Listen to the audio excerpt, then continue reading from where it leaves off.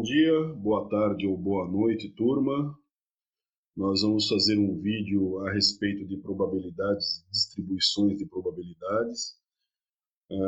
Vamos iniciar, eu vou dividir minha tela com vocês. Nós temos esse conjunto de slides que você já possui e vamos trabalhar com ele. Bom, então vamos lá. A palavra probabilidade deriva do latim probare, que é provar ou testar. Então, a teoria das probabilidades tenta quantificar a noção de provável, né? Quando você faz perguntas do tipo, será que o ônibus vai demorar? Será que a chuva vai parar? Você está apostando no provável, né? Pode ser que pare, pode ser que não pare, pode ser que o ônibus venha, pode ser que ele não venha. Então, é essa noção. Ao começarmos o estudo da probabilidade, normalmente a primeira ideia que nos vem à mente é a da utilização em jogos, mas podemos utilizá-la em muitas outras áreas, né? Os jogos são uma parte bem interessante das probabilidades, porém tem várias outras áreas. Por exemplo, na área comercial, um site de comércio eletrônico utiliza a probabilidade para prever a possibilidade de fraude por parte de um possível comprador. Dentro do conceito, né, dentro da temática probabilidade, nós temos uma coisa chamada lei dos grandes números. Conforme do Pasquier, em uma série de observações de um conjunto natural, realizadas em circunstâncias idênticas, o atributo x ocorre com frequência relativa, cujo valor é uma aproximação da probabilidade, a aproximação esta tanto maior quanto maior for o número de observações. Isso aqui ele está dizendo o seguinte, tá? Vamos supor que você tenha um caso de jogar uma moeda para cima e tentar saber se vai cair cara ou coroa. Então, uma atividade bastante, um evento bastante comum, né, as pessoas fazerem isso, né? A probabilidade disso ocorrer é de 50%. Porém, se você jogar pouquíssimas vezes, pode ser que não atinja 50%. Se você atirar 4 vezes, pode ser até que caia 4 caras, ou 4 coroas. O que ele está dizendo aqui é que quanto maior for o número de observações, ou seja, quanto mais vezes você jogar a moeda, mais próximo do fato de dar 50% vai acontecer, né? Vai ficar evidente isso. Se eu jogar 100 vezes, vai se aproximar dos 50%. Se eu jogar 1000 vezes, vai se aproximar muito mais. Se eu jogar 10.000 vezes, vai se aproximar muito mais. O objetivo da escolha de um modelo é encontrar um que consiga apreender os aspectos importantes do fenômeno a estudar, associado à experiência aleatória, mas que seja suficientemente simples para conseguir trabalhar. Provavelmente um modelo jamais irá prever uma moeda cair em pé. Então essa possibilidade do modelo prever que a moeda vai cair em pé, ela nem existe, entendeu? Só vai prever se cai cara ou coroa, né? Nós temos aqui um fato histórico, né? O Pierre Simon Marques de Laplace é considerado, né, o pai da teoria das probabilidades. Teoria das probabilidades, os teoremas de base das probabilidades podem ser demonstrados a partir de axiomas das probabilidades e da teoria de conjuntos. Esses axiomas, eles mostram, né, calculam a chance de um evento ocorrer. Experimentos aleatórios são experimentos cujos resultados podem apresentar variações, mesmo quando realizados em condições praticamente iguais. Ou seja, o lançamento de um dado, observação do sexo de recém-nascidos, lançamento de uma moeda, jogar 2 moedas, assim por diante. Espaço amostral é o conjunto de todos os resultados possíveis de um experimento aleatório. Então, vamos supor, tá, que eu pegue um dado. Então, eu tenho no dado 6 números, né? Individualmente, cada número tem 6 chances, né, ali de ocorrer, sendo que é 1/6 de chance para cada número daquele. Mas o espaço amostral, então, era de 1, 2, 3, 4, 5, 6. Quanto a sexo dos recém-nascidos que ele menciona no exemplo anterior, você tem 2 possibilidades, o macho ou a fêmea, né? Uma moeda, você tem duas possibilidades de ocorrer. Ou cara, ou ocorre cara, ou ocorre coroa. E aqui se for a combinação de duas moedas, né? Se eu fizer o lançamento de 3 moedas, pode ocorrer na primeira moeda cara ou coroa.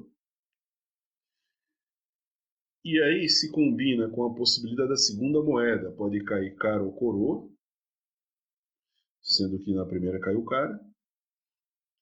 Ou então pode cair cara ou coroa, sendo que a primeira caiu coroa. É uma possibilidade, então você já abriu aqui. E a terceira moeda pode cair cara ou coroa, e você ter na primeira cara ou coroa, na segunda, melhor dizendo, e na primeira cara, por exemplo.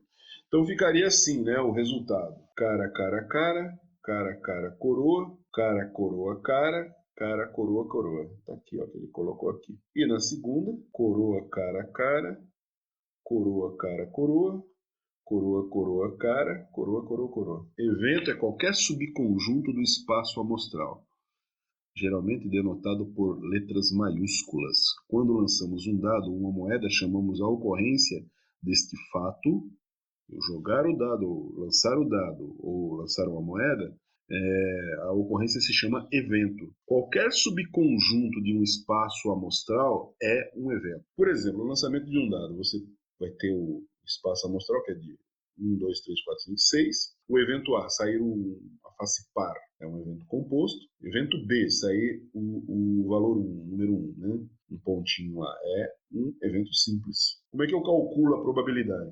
Uma das equações mais importantes é essa equação que ele vai mostrar agora, né? Suponha que uma experiência aleatória tenha apenas um número finito de resultados possíveis, seja um evento associado a essa experiência aleatória, então a probabilidade do evento A é dada por probabilidade de A é o número de casos favoráveis à ocorrência do evento A dividido pelo número total de exemplos possíveis, de casos possíveis. Então agora ele vai dar diversos exemplos a respeito disso, tá? Qual é a probabilidade de cair cara no lançamento de uma moeda? Então qual é a fórmula? A fórmula é número de casos favoráveis à ocorrência do evento A dividido pelo número total de casos possíveis. Então você tem o número de eventos A, de ocorrência A, 1.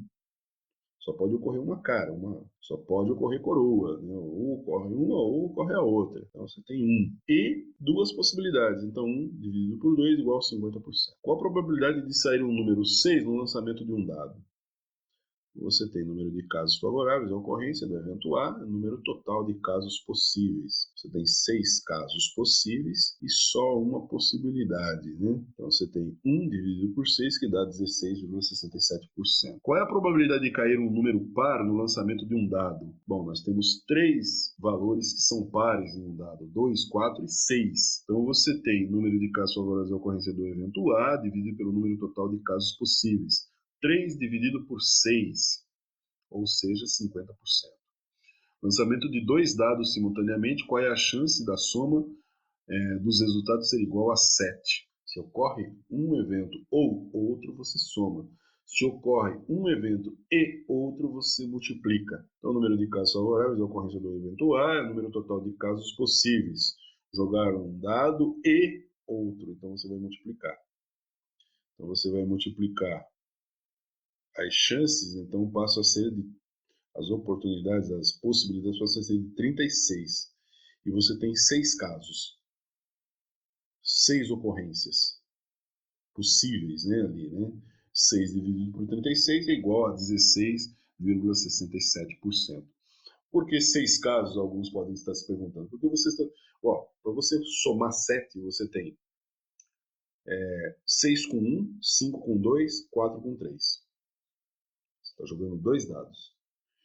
E também o contrário disso, né? 1 com 6, 2 com 5 e 3 com 4. São 6. Dividido por 36, 16%. Lançando-se simultaneamente um dado e uma moeda, qual é a chance de aparecer coroa na moeda e um número menor que 4 no dado? Número de casos favoráveis à ocorrência do evento A dividido pelo número total de casos possíveis. Coroa na moeda e menor que 4 no dado. Então você tem a probabilidade E desse caso, né? Então você tem meio, que é a probabilidade da moeda, e 3 dividido por 6, multiplicado por 3 dividido por 6, no caso do número menor que 4. 3, 2, 1 menor que 4. Então, multiplicando essas duas probabilidades, nós temos no final o resultado de 25%. Uma urna tem 4 bolas brancas e 5 bolas pretas. 2 bolas são sacadas dessa urna sucessivamente sem reposição. Qual é a probabilidade de ambas serem brancas? Você tem número de casos favoráveis, a ocorrência do evento A, número total de casos.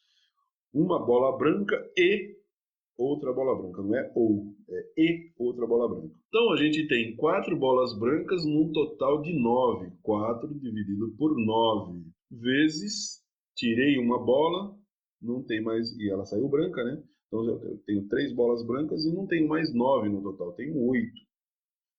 4 dividido por 9 vezes 3 dividido por 8, que dá 16,67%. Uma urna tem 20 bolas numeradas de 1 a 20. Qual é a probabilidade de obter um número par ou menor que 5? Número provável, né, o número de casos favoráveis, a ocorrência do evento A e o número total de casos possíveis. Então, aqui nesse caso, é um caso de par ou menor que 5. Então, você tem 10 números pares no conjunto de 1 a 20, né? Então, são 10 dividido por 20. Mais 2 dividido por 20. No caso, seriam 4 números menores que 5, né? Seria 4, 3, 2, 1. O zero não conta. Então, 4, 3, 2, 1, mais o 4 e o 2 já foram contados. Então, você tem 60%. Em uma população de aves, a probabilidade de um animal estar doente é de 1/25. Quando está doente, a probabilidade de ser devorado por predadores é de 1/4 e de 1/40 quando não está doente. Qual é a probabilidade de uma ave escolhida aleatoriamente dessa população ser devorada? Então nós temos aqui, primeiro caso, doente e ser devorada. Então você tem, aqui a estatística já te dá, né? Já é um dado do problema. 1/25 dela está doente e 1/4 dela ser devorada doente. Então, multiplicando uma coisa com a outra, nós temos 1%. 1% de ser devorada quando está doente. Quando ela não está doente, ou seja, quando ela está sadia, é a diferença, né, entre o fato dela estar doente e não estar doente. Então, se eu tenho 1/25, a possibilidade dela estar sadia é de 24/25. E de ser devorada, multiplica por 1/40. Então, você tem 24 dividido por 1000.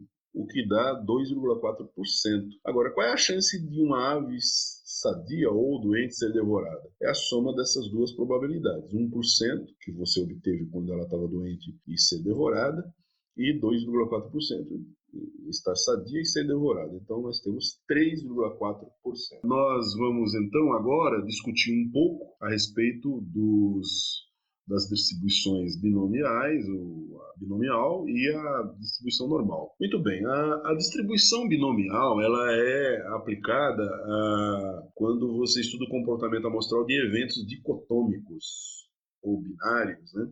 Masculino e feminino, satisfeito e insatisfeito, atrasado ou não atrasado.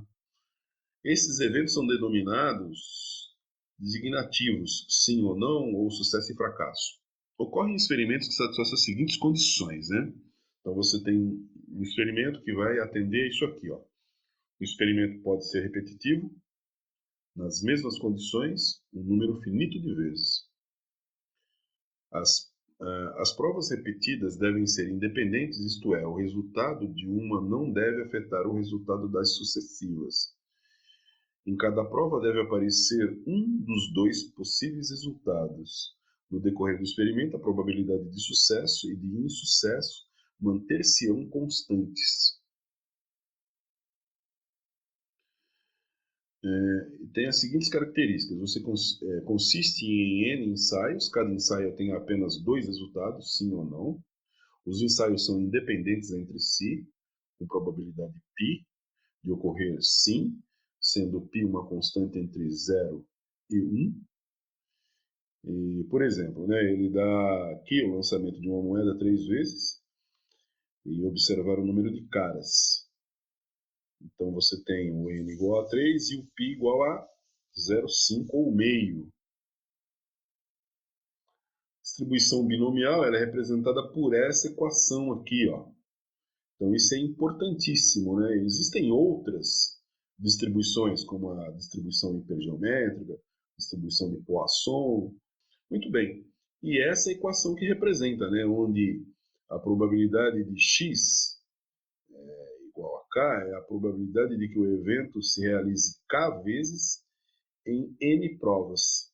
P é a probabilidade de que o evento se realize em uma só prova, sucesso, e Q é a probabilidade de que o evento não se realize no decurso dessa prova, o insucesso. Esse é o binômio de Newton, né? Esse aqui. O nome binomial vem do fato de que nk, ou a p elevado a k, vezes q elevado a n menos k, ser o termo geral do desenvolvimento do binômio de Newton. Esse é o binômio de Newton, né? Ok? Binômio de Newton, mais uma vez aqui, né? E sobre aquele binômio que ele está falando, o nome é dado em homenagem ao físico e matemático Isaac Newton. Entretanto, deve-se salientar que o binômio de Newton não foi objeto de estudo de Isaac Newton. Na verdade, o que Newton estudou foram as regras que valem para a mais b elevado a n, quando o expoente n é fracionário ou inteiro negativo, o que leva ao estudo de séries infinitas. Okay? Então, esse é o binômio de Newton. Esse é o binômio da nossa probabilidade, que é chamado de binômio de Newton também. Muito bem. Simplificando, né? Cálculo probabilístico, distribuição binomial, seria essa equação, né? Onde você tem que n é o número de tentativas ou repetições do experimento, R é a proporção desejada de sucessos, n menos R a proporção esperada de fracassos, e P é a probabilidade de sucesso. Fatorial, começando pelo zero. Fatorial de 0 é 1, fatorial de 1 é 1, fatorial de 2 é 2 vezes 1, que é igual a 2, e assim por diante, ok? Por convenção matemática, fatorial de 0 é igual a 1. Bem interessante a demonstração do fato desse fatorial ser igual a 1, tá? Depois vocês procuram na internet aí que tem. Comparando a distribuição binomial com a distribuição normal, nós temos essas condições aqui, ó. Variável dicotômica, sim ou não, sucesso ou fracasso, dá para enumerar os possíveis resultados. E aqui uma variável contínua, né, formando essa curva que é chamada de curva de Gauss. Infinitos resultados possíveis, não dá para enumerar os possíveis resultados. Aqui está o Carl Friedrich Gauss, um dos maiores matemáticos desse mundo aqui. Matemático, astrônomo e físico alemão que contribuiu muito em diversas áreas da ciência, dentre elas a teoria dos números, estatística, análise matemática, geometria, diferencial, geodésica. Distribuição normal. Quais são as características? Variável contínua, infinitos resultados possíveis, não dá para enumerar os possíveis resultados. Curva normal é descrita pela média e pelo desvio padrão. A mediana, a média e a moda coincidem. A curva é simétrica ao redor da média e a curva é mesocúrtica, beleza? Então aqui ó, temos a média, a porção da área desse lado é igual à porção da área daquele lado ali. Por isso que ela é simétrica. As inferências em pesquisas em administração estão baseadas em dados cuja distribuição é normal. A curva normal, ou curva de Gauss, é simétrica, unimodal e tem a forma de sino. É assintótica em relação ao eixo horizontal, eixo x. A curva normal. A variável aleatória x pode assumir todo e qualquer valor real. A representação gráfica da distribuição normal é uma curva na forma de sino, simétrica, em torno da média, que é x barra, que recebe o nome de curva normal ou de Gauss, ou curva de Gauss. A área total limitada pela curva e pelo eixo das abscissas é igual a 1. A área embaixo dessa curva, desse ponto até esse ponto, essa área total é igual a 1. Meio para esse lado e meio para esse lado. A curva normal é assintótica em relação ao eixo das abscissas, isso é, aproxima-se indefinidamente do eixo das abscissas sem, contudo, alcançá-lo. Ou seja, ela não vai tocar no eixo X aqui. Ok? Ó, começa um pouquinho para cima e termina aqui assim. Ó. Não vai tocar, não vai cruzar esse eixo aqui assim, ok? A curva é simétrica em torno de x barra. A probabilidade de ocorrer valor maior do que a média é igual à probabilidade de ocorrer valor menor do que a média, isso é, ambas as probabilidades são iguais a 50%. E se escreve, né? P de x menor que a média é igual a P de x. P de x maior que a média é igual a P de x menor que a média, que é igual a meio. Ou seja, se a gente estabelecesse uma linha reta aqui, e fôssemos colocando pontos, ocorreria o mesmo número de pontos abaixo e acima dessa linha reta se essa linha fosse a nossa média. A estatística Z está baseada na curva normal. Mede o afastamento de um valor em relação à média em unidades de desvio padrão. Então você tem Z é igual a X menos a média dividido por S, que é o desvio padrão da amostra, né? E aqui ele está mostrando, ó, você tem a média, o primeiro desvio padrão dos dois lados, o segundo desvio padrão dos dois lados e o terceiro desvio padrão dos dois lados. Estatística Z, a altura média dos alunos do Claretiano é de 1,70 1,70 m, com desvio padrão de 10 centímetros. Então, temos a estatística Z igual a x menos a média dividido por S. E a média é 1,70. Se eu tiver o primeiro desvio padrão positivo para esse lado, o primeiro desvio padrão para menor seria 1,60, 10 centímetros menor, 10 centímetros maior. Segundo desvio padrão seria duas vezes o desvio padrão de 10 centímetros, seriam 20 centímetros, 1,70 m mais 20, 1,90, menos 20, 1,50. E por fim, mais 30 centímetros, que vai dar 2 metros e vai dar 1,40 m. Então, a gente pode pensar assim, né, que todos os alunos, praticamente, do Claretiano, vão estar numa faixa de altura entre 1,40 e 2 metros. Isso pega todos os alunos. Ok? Bom, então você tem aqui, de novo, né, o primeiro desvio padrão, o segundo desvio padrão, o terceiro desvio padrão. Como é assimétrico, você mede esses desvios dos dois lados, né, a partir da média. Então, se eu tenho a distância do menos um desvio padrão desse ponto a esse ponto equivale a 68%. 68,27%. Dois desvios padrão, nós temos 25,45. E três desvios padrão, nós temos 99,73. Se a gente fosse utilizar uma estatística Z, ele estaria pegando de 1,96 negativo para 1,96 positivo, que dá 95% em média. Agora eu vou mostrar isso lá, voltando um pouquinho, tá? Que a gente tinha feito a brincadeirinha aqui, né, um exemplo de que a média de altura dos alunos do Claretiano é 1,70, com um desvio padrão de 10 centímetros. Então, se eu colocar um desvio padrão, eu vou ter 1,80 m, a média mais um desvio padrão, e a média menos um desvio padrão vai dar 1,60. É aquilo que aquele negativo significa, né? Eu estou retrocedendo aqui, não que seja negativo em si. Então, se eu poderia, de alguma maneira, afirmar o seguinte somente, né? Que entre a faixa de 1,60 e 1,80 estão todos os alunos do Claretiano? Não. Mas quantos estão?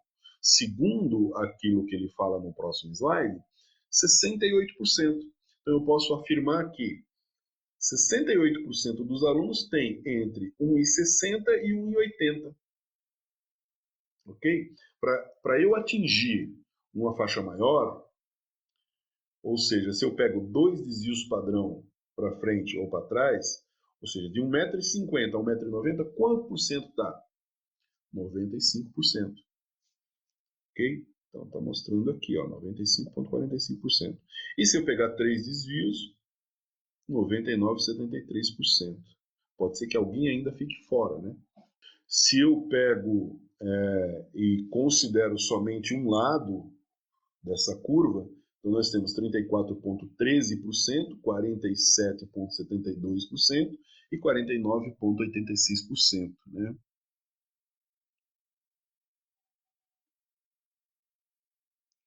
Voltamos aqui.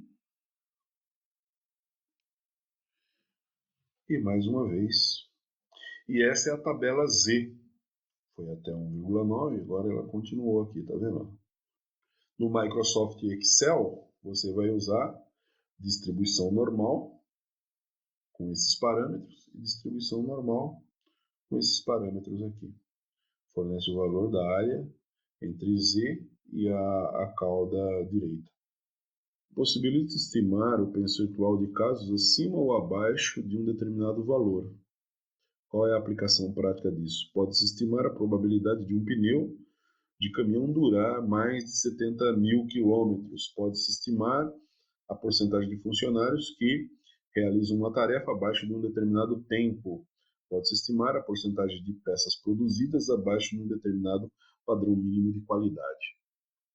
Exercício. Processo de fabricação de uma determinada empresa apresenta uma média de peso de uma peça igual a 100 gramas e desvio padrão de 1,5 gramas. Qual é a proporção de peças entre 100 e 102 gramas? Então você vai fazer um cálculo, né?